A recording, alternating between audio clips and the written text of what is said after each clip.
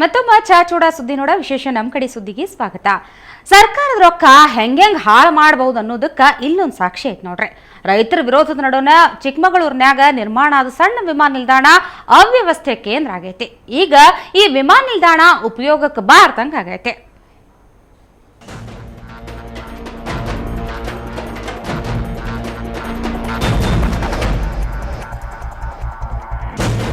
ಇಲ್ಲೇ ನೀವೇ ನೋಡಕತ್ತಿರಲ್ಲ, ಇದು ಗೋಮಾಳ ಪ್ರದೇಶ. ಆದ್ರ 4 ವರ್ಷದಿಂದ ಸರ್ಕಾರ ಇಲ್ಲಿ ವಿಮಾನ ನಿಲ್ದಾಣ ನಿರ್ಮಾಣ ಮಾಡೈತಿ. ಚಿಕ್ಕಮಗಳೂರಿನ ಗೌಡಹಳ್ಳಿಯಾಗಿರೋ ಈ ಗೋಮಾಳ ಸುಮಾರು 50 ಎಕರೆಗಿಂತ ಜಾಸ್ತಿ ಪ್ರದೇಶನ ಐತಿ. ಮಂದಿ ಇಲ್ಲೇ ದನ ಕರು ಮೇಯಿಸ್ತಿದ್ರು.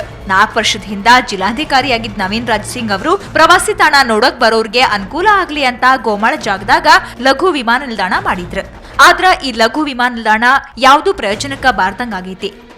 ಇದು ಏರ್ಪೋರ್ಟ್ ಆಗೈತೆ ಅಂತೇಳಿ ಇದು ಮಾಡಿದ್ರು. ಈಗ 4-5 ವರ್ಷದಿಂದಲೂ ಏನೂ ಆಗಂಗಿಲ್ಲ. ಇಲ್ಲಿ ಜಾನುವಾರುಗಳು ಮೇಯಕ್ಕೂ ಬಿಡಂಗಿಲ್ಲ, ಭಾರಿ ತೊಂದರೆಗಳು ಕೊಡ್ತಾರೆ. ಹಳ್ಳಿ ಅಕ್ಕಪಕ್ಕಗಳು ದನಗಳಿಗೆಲ್ಲ ಭಾರಿ ತೊಂದರೆ ಕೊಟ್ಟು ರೈತರಿಗೆಲ್ಲ ಇಲ್ಲಿ ಭಾಳ ಅವಕಾಶ ಮಾಡ್ತಾಯಿದ್ದಾರೆ. ಇಲ್ಲ ಯಾವ್ದಾದ್ರು ಒಂದು ದನಕರ ಮೇಯಕ್ಕಾದರೂ ಅವಕಾಶ ಮಾಡಿ ಕೊಡಬೇಕು. ಸರ್ಕಾರ ಸುಮಾರು 20 ಲಕ್ಷ ರೂಪಾಯಿ ಬಿಡುಗಡೆ ಮಾಡಿ 12 ಲಕ್ಷ ರೂಪಾಯಿ ವೆಚ್ಚದಾಗ ಶೌಚಾಲಯ ಮತ್ತು ಬ್ಯಾರೆ ಬ್ಯಾರೆ ಬಿಲ್ಡಿಂಗ್ ಕಟ್ಸಿತ್ತು. ಆದ್ರ ಈಗಾಗಲೇ ಗೋಮಾಳದಾಗ ಲಘು ವಿಮಾನ ನಿಲ್ದಾಣ ನಿರ್ಮಾಣಕ್ಕ ಜಾಗ ವಶಪಡಿಸಿಕೊಂಡಾರ. ಈಗ ಈ ನಿಲ್ದಾಣ ಹಾಳ್ ಕೊಂಪೆ ಆಗೈತಿ. ಇಲ್ಲಿ ನಿಲ್ದಾಣನೂ ಇಲ್ಲ, ಈ ಕಡೆ ಗೋಮಾಳನೂ ಇಲ್ದಂಗಾಗೈತಿ. ರಾತ್ರಿ ಟೈಮ್ ಇಲ್ಲೇ ಮೋಜ್ ಮಸ್ತಿ ಪಾರ್ಟಿ ನಡೀತಾವಂತ ರೈತರು ಸಿಟ್ಟಾಗ್ಯಾರ. 7-8 ಹಳ್ಳಿ ದನಗಳೆಲ್ಲ ಮೇಯ್ತಾ ಇತ್ತು.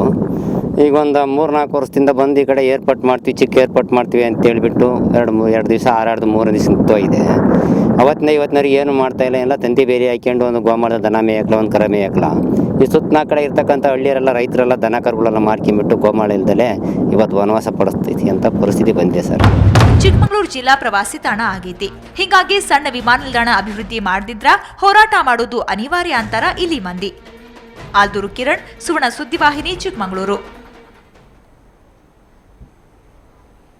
ಹುಬ್ಬಳ್ಳಿಯಾಗ ಇಡ್ಲಿ ತಿನ್ನು ಸ್ಪರ್ಧಾ ನಡೀತು. ಈ ಸ್ಪರ್ಧಾದಾಗ ಒಂದು 30-35 ಮಂದಿ ಭಾಗಿಯಾಗಿದ್ರು. ಗೆಲ್ಲು ಹುಮ್ಮಸ್ನ್ಯಾಗ ಒಬ್ಬರಿಗಿಂತ ಒಬ್ರು ಬಕಾಸುರು ತಿಂದಂಗೆ ತಿಂದ್ರು ನೋಡ್ರಿ. ನೋಡಿದ್ರಾಗ ತಾಟ್ನಾಗಿದ್ದ ಇಡ್ಲಿ ಗಬಗಬ ತಿಂದೇ ಬಿಟ್ರು. ಬರ್ರಿ ಹಂಗಾದ್ರ ಅಲ್ಲಿ ಇಡ್ಲಿ ಶೂರ ಯಾರು ಎಷ್ಟು ಇಡ್ಲಿ ಸ್ವಾಹ ಮಾಡ್ದಂತ ನೋಡ್ಬರಮ್ಮ. Ready 1 2 3 start.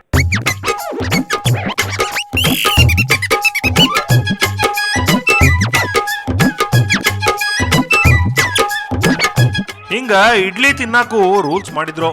ಅದೇನಪ್ಪಾ ಅಂದ್ರ ಕುಡಿಯಾಕ ಒಂದು ಲೋಟ ನೀರ್ ಕೊಟ್ಟಿದ್ರು. ಮತ್ತೆ ಚಟ್ನಿ ಏನ್ ಬಕೆಟ್ ಗಟ್ಲೆ ಇಟ್ಟಿದ್ದಲ್ ಬಿಡ್ರಿ. ಒಬ್ಬೊಬ್ಬರಿಗೆ 1 ಬಟ್ಲಾ ಚಟ್ನಿ ಅಷ್ಟ ಕೊಟ್ಟಿದ್ರು. ಅದ್ರ ಕೂಡ ಎಷ್ಟ್ ಬೇಕಾದಷ್ಟು ಇಡ್ಲಿ ತಿನ್ಬೋದು ಅಂತ ಹೇಳಿದ್ರು. ಒಂದೊಂದು ಇಡ್ಲಿನೂ 50 ಗ್ರಾಮ್ ಇದ್ದುವು. ಇದ್ರಾಗ ಸಿದ್ದಪ್ಪ ಕಂಬಳಿ ಫಸ್ಟ್ ಬಂದ. ಗುರ್ಸಿದ್ದಪ್ಪ ಸೆಕೆಂಡ್ ಪ್ರೈಸ್ ಗೆದ್ಕೊಂಡ. 40 ಇಡ್ಲಿ ತಿಂದೆ. ಮುಂಜಾನೆ ಆಕ್ಚುಲಿ ಶಾಂಪಲ್ ಸಲ 4 ಇಡ್ಲಿ ತಿಂತಿದ. ಇಷ್ಟು ದೋಸ್ತರೆಲ್ಲ ಕಾಡಿಸ್ತಿದ್ರ, ನೀ ಇಷ್ಟು ತಿಂತೆ ಅಷ್ಟು ತಿಂತೆ ಅಂತ. ಒಳ್ಳೆ ನಾ ಎಲ್ಲಿ ತಿಂತೇನೆ ಅಂತ ಇದು ಮಾಡ್ತಿದ್ದೆ. ಅವಾಗ ಇವತ್ತು ಅನ್ಸತ್ತೈತಿ, ಹೌದು ತಿನ್ನೋದ್ರೊಳಗೆ ಮುಂದಿನ ಈಗ ಆಟೋ ರಿಕ್ಷಾದವ್ರ ಕಾಣಾರ, ಅವ್ರ ಸ್ನೇಹಿತರೆ ನನ್ನ ರೊಕ್ಕ ಅವರ ತುಂಬಿ ಅವರ ನನಗೆ ತಿಂತೀನಿ ಹೋಗಂತ ಕಳಿಸಿದ್ರಿ. ಅದಕ್ಕೆ 36 ಇಡ್ಲಿ ಹೆಂಗ್ರು ತಿಂದೀನಿ. ಇಡ್ಲಿ ವೀರ ಅನ್ನಿಸ್ಕೊಂಡೇನಿ. ಸೆಕೆಂಡ್ ಪ್ರೈಸ್ ಹೆಂಗ್ರು ಗಳಿಸಿದೆ. ಫಸ್ಟ್ ಪ್ರೈಸ್ ಪಡೆದಿರೋ ಸಿದ್ದಪ್ಪ 40 ಇಡ್ಲಿ ಗುಳುಂ ಮಾಡಿ 2000 ಬಹುಮಾನ ಗೆದ್ದ. ಇನ್ನ ಸೆಕೆಂಡ್ ಪ್ರೈಸ್ ಪಡೆದಿರೋ ಗುರುಸಿದ್ದಪ್ಪ 36 ಇಡ್ಲಿ ಸ್ವಾಹ ಮಾಡಿದ್ದ. JDS ಪಕ್ಷದ ಕುಮಾರಸ್ವಾಮಿ ಅಭಿಮಾನಿಗಳು ಈ ಕಾಂಪಿಟಿಷನ್ ಇಟ್ಟಿದ್ರು. ಬಹುಶಃ ಇಡ್ಲಿ ತಿನ್ನತಕ್ಕಂತ ಒಂದು ಕಾರ್ಯಕ್ರಮ, ಯಾರು ಎಷ್ಟು ಇಡ್ಲಿ ತಿಂತಾರೆ ಅವರಿಗೆ ನಾವು ಬಹುಮಾನ ಕೊಡ್ತಕ್ಕಂಥದ್ದು ಕುಮಾರಸ್ವಾಮಿ ಬಳಗದಿಂದ ಅಂತಕ್ಕಂಥ ಒಂದು ಕಾರ್ಯಕ್ರಮ ಮಾಡಿದ್ದಾರೆ. ನಮಗೆ ಬಹುಶಃ ಇದು ಕರ್ನಾಟಕ ರಾಜ್ಯದಲ್ಲಿ ಮಾದರಿಯ ಕಾರ್ಯಕ್ರಮ ಅಂತ ಹೇಳಿ ಭಾವಿಸ್ತೀನಿ. ಒಟ್ನಾಗ ತಿನ್ನೋರು ತಿಂದು ಸುಸ್ತಾದ್ರು. ನೋಡಿದ ಮಂದೆಲ್ಲ ಮಸ್ತ್ ಕ್ಯಾಕಿ ಹೊಡೆದ ಎಂಜಾಯ್ ಮಾಡಿದ್ರು. ಕ್ಯಾಮರಾಮನ್ ಆನಂದ್ ಪತ್ತಾರ್ ಕೂಡ ಪ್ರಸನ್ನ ದೇಶಪಾಂಡೆ, ಸುವರ್ಣ ಸುದ್ದಿವಾಹಿನಿ, ಹುಬ್ಬಳ್ಳಿ.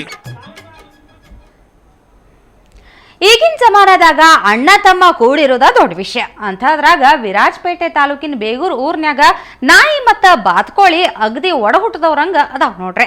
ಸ್ವಲ್ಪ ವರ್ಷದ ಹಿಂದ ಗ್ರಾಮದ ಸಣ್ಣ ಕಾರ್ಯಪ್ಪ ಅನ್ನೋರು ತಮ್ಮನ್ಯಾಗ ಬಾತ್ಕೋಳಿ ಸಾಕಿದ್ರಂತ. ಆದ್ರ ಬಾತ್ಕೋಳಿಗೆ ಮುಂಗ್ಸಿ ಕಾಟ ಹೆಚ್ಚಾಯ್ತಂತ. ಹಿಂಗಾಗಿ ಕಾರ್ಯಪ್ಪ ಅವ್ರ ಬ್ಯಾಸತ್ತು ಬಾತ್ಕೋಳಿ ಕಾಯಾಕ ಒಂದು ನಾಯಿನ ಸಾಕ್ಯಾರ. ಇನ್ನ ಈ ನಾಯಿ ಬಾತ್ಕೋಳಿ ಜೊತೆ ಫ್ರೆಂಡ್ಶಿಪ್ ಬೆಳೆಸಿ ಅಗದಿ ಅಣ್ಣ ತಮ್ಮರ ತರ ಜೀವನ ನಡೆಸ್ಲಿಕತ್ತಾವ. ಒಟ್ನಾಗ ದಿನ ಕಚ್ಚಾಡ್ಕೊಂತ ಜೀವನ ನಡೆಸು ಈ ಮಂದಿ ನಡುವ ಈ ಪ್ರಾಣಿಗಳು ಕೂಡಿ ಬಾಳು ಪಾಠ ಹೇಳಕತ್ತಾವ.